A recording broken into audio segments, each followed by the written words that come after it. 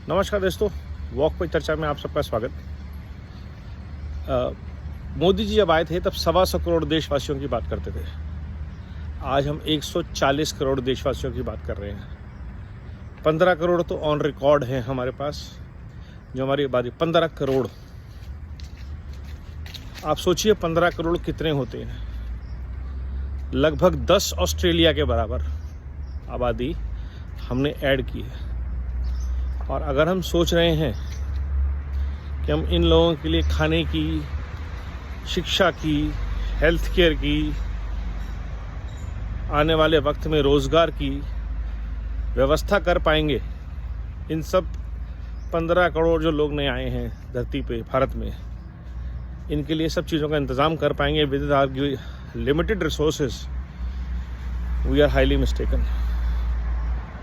और ये कोई भी पॉलिटिकल पार्टी नहीं कर सकती।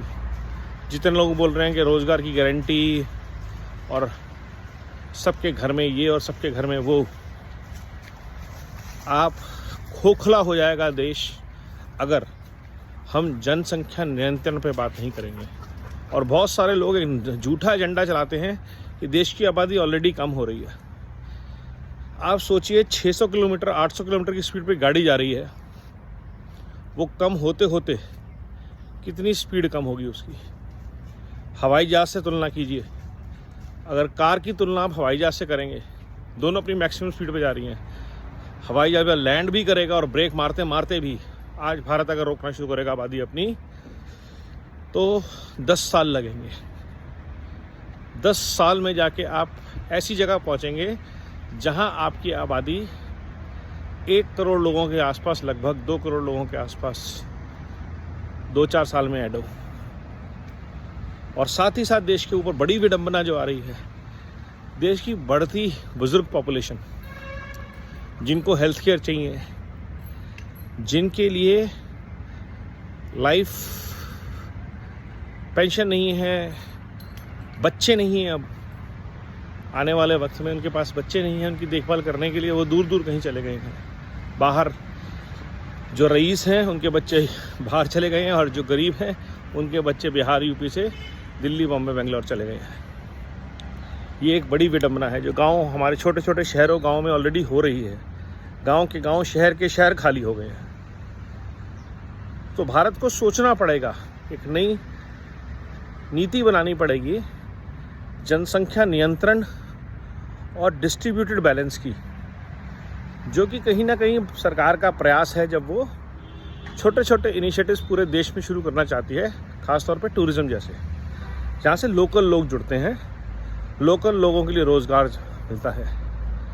जनसंख्या नियंत्रण के लिए शायद सख्त प्रयास करने की ज़रूरत है। नसबंदी करनी बहुत ज़रूरी है। जिसके भी 2 बच्चे हैं उससे ज़्यादा होने ही नहीं चाहिए। पुरुषों की नसबंदी सबसे ज़रूरी है। सबसे पहले पुरुषों की नसबंदी की जाए ताकि 2 से ज़्यादा बच्चे ना हों। और जो ये नसबंदी के लिए एग्री करे, उनको ये सारी सुविधाएं मिलनी चाहिए, शिक्षा की, स्वास्थ्य की, घर की, टॉयलेट की, लाइफ टाइम डिस्काउंट्स की। बच्चों के लिए, दोनों बच्चों के लिए आप 1000 2,000 रुपये महीना दीजिए अगले 10 साल तक, 20 साल तक, जब तक उनके 2 बच्चे रहते हैं। तो आज देश के लिए सबसे बड़ी जो चीज़ है, और नहीं तो वोट बैंक की राजनीति चलती रहेगी। कोई ना कोई देश में कोई ना कोई बहुत बड़ा वर्ग, 140 करोड़ के देश में 14 करोड़ 20 करोड़ लोग मिलने बहुत आसान है जो दुखी हैं। शायद 50 करोड़ ही होंगे, क्योंकि नहीं कर सकते आप इतने लोगों के लिए रोटी का, रोज़ी का, स्वास्थ्य का, शिक्षा का, बेसिक लेवल पे भी इंतज़ाम। अच्छी क्वालिटी तो छोड़ दीजिए, बेसिक और नहीं मिल रही है। चाहे जितने मर्जी, कम से कम ऐसे 20 योगी और 5 मोदी लगेंगे इस देश में ईमानदार गवर्नेंस लाने के लिए। आज भी नेता पैसे खाते हैं, जिनके ज़्यादा परिवार हैं वो ज़्यादा खाते हैं।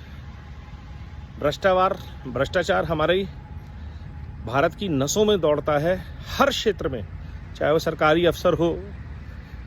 और ऑटोमेशन के थ्रू सरकार कम करना चाह रही है, बट जो पुरानी आदतें पड़ी हुई हैं, जिनको 20-20, 30-30 साल हो गए, वो आज भी इस उम्मीद में हैं कि 24 में सरकार पलटेगी, फिर से दोबारा अपना गेम शुरू हो जाएगा वही वाला। तो भ्रष्टाचार तो एक अलग प्रॉब्लम है, अलग लेवल की प्रॉब्लम है, लेकिन सबसे बड़ी प्रॉब्लम आज की डेट में जो भारत के सामने है वो है, कभी ऐसा ना हो कि 2029 में जब मोदी जी देश को संदेश दे रहे हो तो वो बोले 150 करोड़ लोगों का देश। और ये संभावना है आज की डेट में, क्योंकि 125 करोड़ अगर 10% के हिसाब से बढ़ रहे थे तो 1.25 था। 150 करोड़ अगर 10% के हिसाब से बढ़ रहे हैं तो 1.5 है। सिंपल मैथमेटिक्स है। तो आबादी आपको, स्पीड आपको हाफ करनी पड़ेगी। 1%, 2%, 5%, 10% से फ़र्क नहीं पड़ेगा। और उसके लिए बड़े लेवल पे जन भागीदारी, जन चेतना, जैसे मोदी जी ने एक कैंपेन रिक्वेस्ट की थी, गिव इट अप, और लोगों ने अपनी अपनी सिलेंडर की सब्सिडी छोड़ दी थी।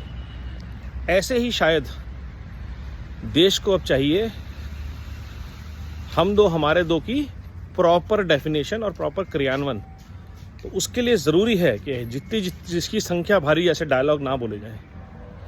ये राजनीतिक दूरदर्शिता और समझदारी का परिचायक होगा। कांग्रेस या बाकी कुछ पार्टियों से तो उम्मीद नहीं है, क्योंकि उनकी वोट बैंक की राजनीति ही डिवाइड एंड रूल पे चली है। जितने ज़्यादा अनपढ़, गरीब, भूखे लोग, उतना बड़ा वोट बैंक, उतने नाराज लोग। परपेचुअल क्योस में रखने का देश को इससे अच्छा तरीका नहीं हो सकता कि देश के लोग भूखे रहें, गरीब रहें, सड़कों पे रहें, आंदोलन करते रहें, बीमार रहें, मरते रहें।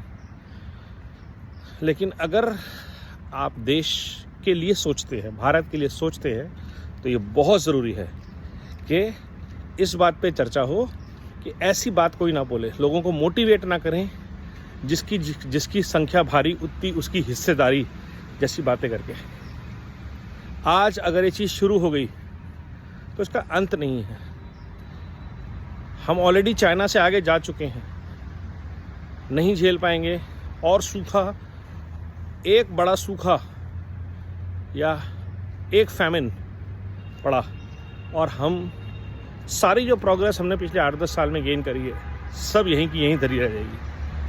अकाल हम नहीं झेल सकते।